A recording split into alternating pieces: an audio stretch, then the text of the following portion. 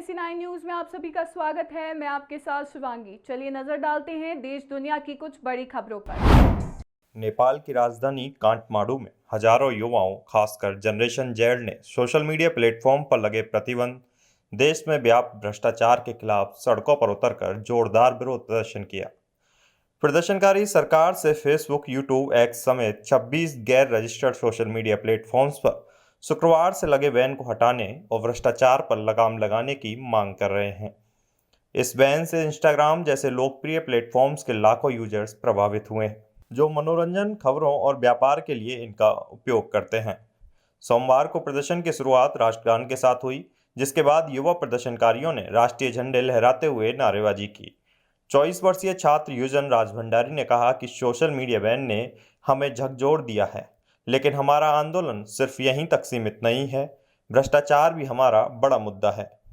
20 वर्षीय छात्रा इक्षमा तुमरोक ने सरकार के तानाशाही रवैये की निंदा करते हुए कहा कि पहली पीढ़ियों ने इसे सहा, लेकिन हमारी पीढ़ी इसे खत्म करेगी। टिकटॉक, जो अभी नेपाल में चालू है, पर ऐसे वीडियो वायरल हो रहे हैं जो नेताओं के बच्चों की ऐशो आराम वाली जिंदगी की तुलना आम नेपाली नागरिकों की परेशानियों से करते हैं। प्रदर्शनकारी भूमिका भारती ने कहा कि दुनिया भर में भ्रष्टाचार के खिलाफ आंदोलन हुए हैं और सरकार को डर है कि नेपाल में भी ऐसा हो सकता है। भारत और अमेरिका के बीच टैरिफ वॉर के बीच अमेरिका ने नॉन इमिग्रेंट वीज़ा नियमों को और सख्त कर दिया है। अमेरिकी विदेश विभाग ने 6 सितंबर को अपनी वेबसाइट पर घोषणा की कि अब सभी नॉन इमिग्रेंट वीज़ा आवेदकों को अपने नागरिकता वाले देश या कानूनी निवास स्थान में स्थित अमेरिकी दूतावास या वाणिज्य दूतावास में ही इंटरव्यू के लिए अपॉइंटमेंट लेना होगा। यह नियम तत्काल प्रभाव से लागू है।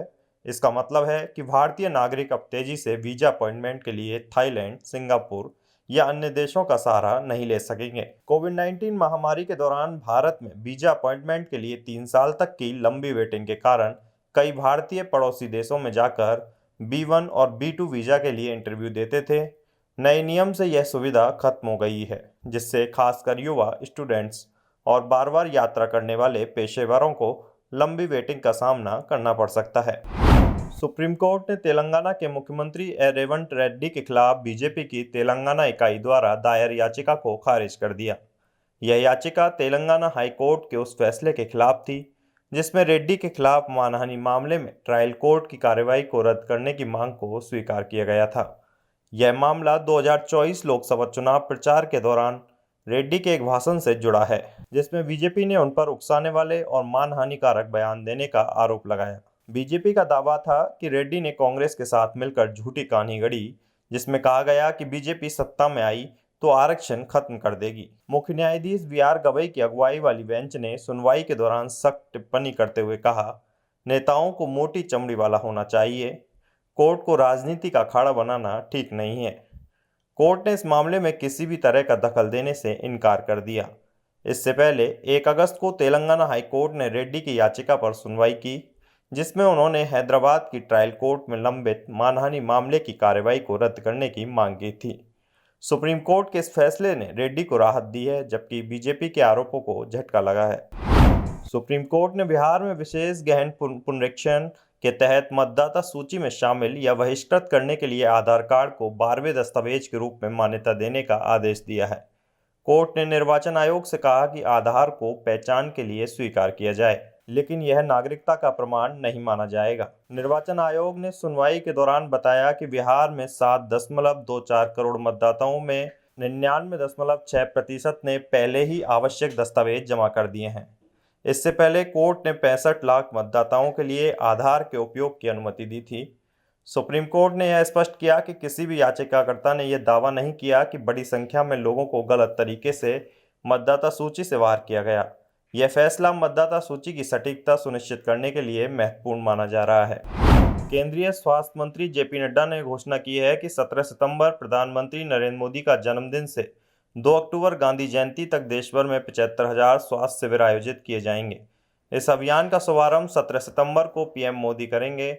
इसका उद्देश्य महिलाओं और बच्चों के लिए स्वास्थ्य सेवाओं को सशक्त करना, उनकी बेहतर पहुंच सुनिश्चित करना, गुणवत्तापूर्ण देखभाल प्रदान करना और स्वास्थ्य के प्रति जागरूकता बढ़ाना है। नड्डा ने अपने एक्स पोस्ट में बताया कि ये शिविर आयुष्मान आरोग्य मंदिरों, सामुदायिक स्वास्थ्य केंद्रों और अन्य स्वास्थ्य संस्थानों में लगाए जाएंगे। इन शिविरों में महिलाओं और बच्चों की विशेष स्वास्थ्य आवश्यकताओं पर ध्यान केंद्रित किया जाएगा। यह अभियान सरकार की समावेशी स्वास्थ्य सेवा नीति को मजबूत करने की दिशा में एक महत्वपूर्ण कदम है। बिहार विधानसभा चुनाव की तैयारियां जोरों पर है। एक तरफ बीजेपी जेडीयू की अगुवाई वाला एनडीए है तो दूसरी तरफ राजद कांग्रेस के नेतृत्व वाला महागठबंधन। इस बीच प्रशांत किशोर की जनसुराज पार्टी भी मैदान में ताल ठोक रही है। हालांकि मुख्य मुकाबले से पहले महागठबंधन के भीतर सीट बंटवारे को लेकर तनाव बढ़ता दिखाई दे रहा है। खबर है कि राजद कांग्रेस को बिहार में ज्यादा सीटें देने के मूड में नहीं है, जिससे दोनों दलों के बीच बड़े भाई छोटे भाई की जंग छिड़ी हुई है। इस मुद्दे को सुलझाने के लिए कांग्रेस आलाकमान सक्रिय हो गया है। मंगलवार शाम दिल्ली में कांग्रेस अध्यक्ष मल्लिकार्जुन खड़गे और नेता राहुल गांधी बिहार कांग्रेस के वरिष्ठ नेताओं के साथ अहम बैठक करने जा रहे हैं। सूत्रों के मुताबिक इस बैठक में सीट बंटवारे और चुनावी रणनीति पर विस्तृत चर्चा होगी।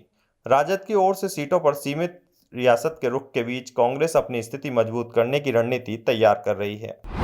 बिहार विधानसभा चुनाव से पहले सीएम नीतीश कुमार ने महिलाओं के लिए 80 पिंक बसों को हरी झंडी दिखाई, जो विभिन्न जिलों में चलेंगी। इन बसों में सीसीटीवी, गर्भवती महिलाओं के लिए विशेष सुविधाएं और महिला ड्राइवर कंडक्टर होंगी। साथ ही 1065 बसों में ई टिकट सुविधा शुरू की गई है। रविवार को नीतीश ने मुख्यमंत्री महिला रोजगार योजना लॉन्च की, जिसमें जीविका और शहरी आजीविका मिशन से जुड़ी गैर आयकरदाता महिलाओं को स्वरोजगार के लिए 10,000 रुपये की शुरुआती सहायता मिलेगी। बिहार कैबिनेट ने इसके लिए 20,000 करोड़ रुपए मंजूर किए। यह योजना 1.4 करोड़ जीविका महिलाओं को लाभ पहुंचाएगी और इसे चुनाव में गेम चेंजर माना जा रहा है। नेशनल कॉन्फ्रेंस के अध्यक्ष फारूक अब्दुल्ला ने श्रीनगर की हजरतबल दरगाह में अशोक स्तंभ चिन्ह वाली पट्टिका तोड़े जाने की घटना पर तीखी प्रतिक्रिया दी है। अनंतनाग में पत्रकारों से बातचीत में उन्होंने कहा कि जम्मू कश्मीर वक्फ बोर्ड ने अशोक चिन्ह वाली पट्टिका लगाकर गलती की, जिससे यह विवाद पैदा हुआ। फारूक ने स्पष्ट किया कि इस पट्टिका की कोई जरूरत नहीं थी और इसे लगाने से लोगों की भावनाएं आहत हुईं। उन्होंने जोर देकर कहा कि हजरतबल और अन्य दरगाहों का निर्माण लोगों के योगदान से हुआ है, न कि किसी के अनुग्रह से।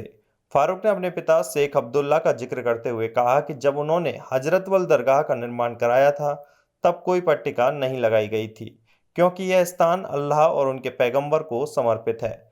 उन्होंने 5 सितंबर को हुई तोड़फोड़ की घटना को गलत ठहराया और कहा कि ऐसी हरकतें बर्दाश्त नहीं की जाएंगी। फारूक ने शांतिप्रिय समुदाय से ऐसी गलतियों से बचने की अपील की। इस मामले में पुलिस ने एफआईआर दर्ज की है और जांच जारी है। बॉलीवुड के मेगा स्टार सलमान खान की ब्लॉकबस्टर फिल्म दबंग के डायरेक्टर अभिनव कश्यप ने सलमान और उनके परिवार पर गंभीर आरोप लगाए हैं। एक न्यूज पोर्टल को दिए इंटरव्यू में अभिनव ने सलमान को गुंडा, बदतमीज और बदला लेने वाला करार दिया। उन्होंने दावा किया कि सलमान को पिछले 25 सालों से एक्टिंग में कोई दिलचस्पी नहीं है और सेट पर उनका रवैया एहसान जताने जैसा है। अभिनव ने आगे कहा कि खान परिवार पिछले 50 सालों से बॉलीवुड पर हावी है और इंडस्ट्री की पूरी प्रक्रिया को कंट्रोल करता है। उन्होंने आरोप लगाया कि अगर कोई उनके खिलाफ जाता है तो वे उसे निशाना बनाकर उसका करियर तबाह कर देते हैं। अभिनव ने सलमान पर व्यक्तिगत रूप से अपने करियर को बर्बाद करने का भी इल्जाम लगाया, जिससे बॉलीवुड में एक नया विवाद खड़ा हो गया है। दिल्ली में यमुना नदी का जलस्तर कम होने के साथ हालात पटरी पर लौट रहे हैं। सोमवार सुबह 10 बजे ओल्ड रेलवे ब्रिज के पास जलस्तर 205.22 मीटर दर्ज किया गया, जो खतरे के निशान से नीचे है। 2 सितंबर को जलस्तर पहली बार 205.64 मीटर तक पहुंचा था और 4 सितंबर की सुबह 7 बजे तक यह बढ़कर 207.48 मीटर हो गया। इससे यमुना के निचले और किनारे के इलाकों, खासकर यमुना बाजार में 10-12 फीट तक जल भराव हुआ, जिसके चलते लोगों को अस्थायी शिविरों में शिफ्ट करना पड़ा। निगमबोध शमशान घाट में पानी घुसने से कई दिनों तक अंतिम संस्कार पर रोक थी। अब जलस्तर घटने के बाद वहां चिताओं का अंतिम संस्कार फिर से शुरू हुआ है और व्यवस्था सामान्य हो रही है। यमुना बाजार जैसे प्रभावित इलाकों से एनडीआरएफ ने बोट्स के जरिए लोगों को रेस्क्यू कर मोरीगेट और अन्य अस्थायी शिविरों में शिफ्ट किया था। अब जलस्तर कम होने से कुछ परिवार अपने घरों की ओर लौटने लगे हैं। NSE9 न्यूज में फिलहाल इतना ही। आगे की खबरों से अपडेट रहने के लिए बने रहिए NSE9 न्यूज के साथ। नमस्कार।